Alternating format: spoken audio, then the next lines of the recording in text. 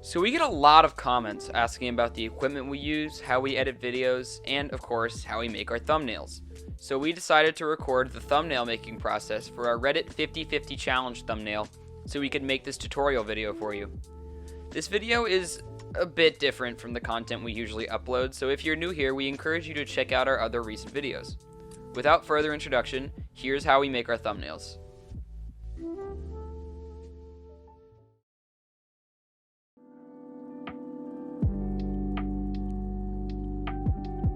So before we get into the meat and potatoes of this video, we're going over basic equipment.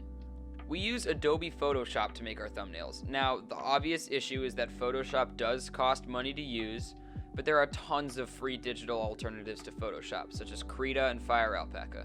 You're also going to need a drawing tablet, and these can range from around $30 for the cheapest pad tablet you can find up to a freaking down payment on a house. I'd suggest starting with a tablet on the much cheaper side, as it takes a while to get used to using it.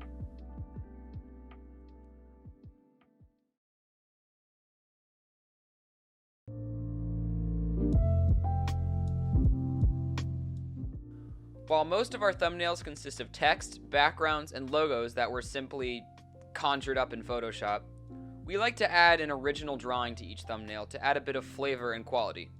So with any drawing, digital or traditional, you have to start with a sketch. For sketching, I use a very small brush, which makes it easier to pinpoint the look I'm trying to convey. In this stage, you can see I start by roughing out the details and where I want certain elements to be. It's okay if it looks messy, this stage is mainly just a concept stage. One of the biggest advantages that digital art has over traditional is the ability to mold and restructure elements you've already drawn. You can see here I'm using this to resize the character's left hand to maintain the proportions I'm going for. Once I'm finally finished sketching, I lower the opacity on my sketch layer and move on to the next step.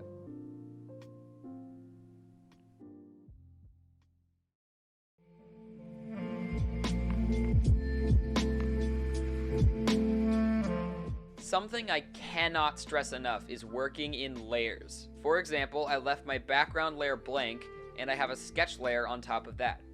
Now I've created a new layer for my outlines. If you draw everything on the same layer, then none of the rest of this video can help you. You've dug your own grave. The next thing I do is the outlines. I like to turn the smoothing all the way up for this stage since I'm not really going for the organic look. I'm approaching this like a company approaches a logo. I need something clear and easily understood.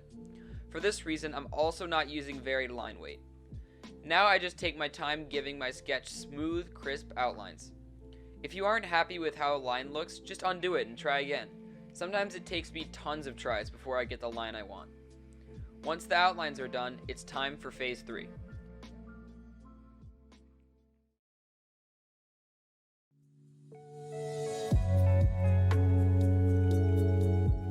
Alright, so here's where the whole layers business is essential. Also, I'm pretty sure I'm about to say layers like 10 times, so strap in for that.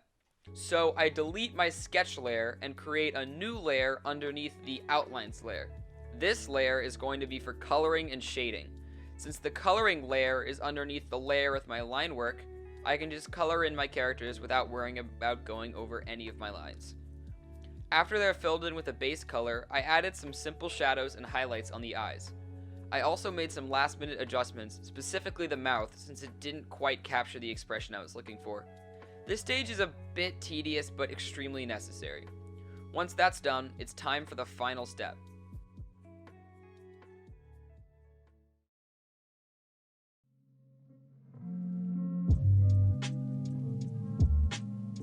So the final phase in the thumbnail process is formatting. This is basically the entire rest of the thumbnail, so text, backgrounds, etc. The term clickbait has picked up sort of a stigma over the last few years, but like it or not, the purpose of a thumbnail is to convince viewers to watch your video. I like to make my text and drawings stand out with outlines and drop shadows. I also give my text gradients to make them pop more. A bit more formatting and editing, and boom, you have yourself a finished thumbnail.